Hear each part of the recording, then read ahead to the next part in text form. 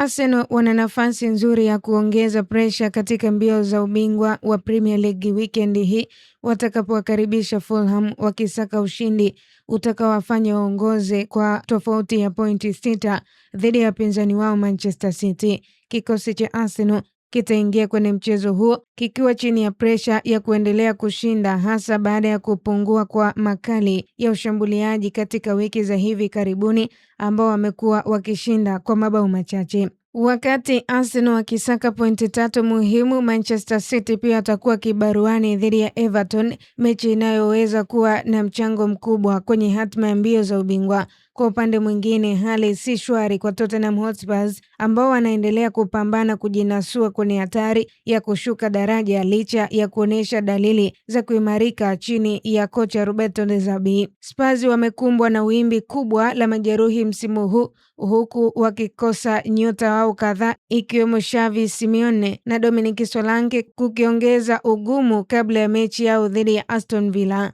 Nao Chelsea wameanza kurejesha matumaini baada ya ushindi mwembamba dhidi ya Leeds United, matokeo yaliyowapa nguvu mpya kuelekea fainali ya FA. Licha ya kushika nafasi ya 8 kwenye msimamo wa ligi, Chelsea bado wana nafasi ndogo ya kupigania kufuzu kucheza UEFA Champions League, huku ushindani wa nafasi za Ulaya ukiwa mkali hadi mwishoni mwa msimu.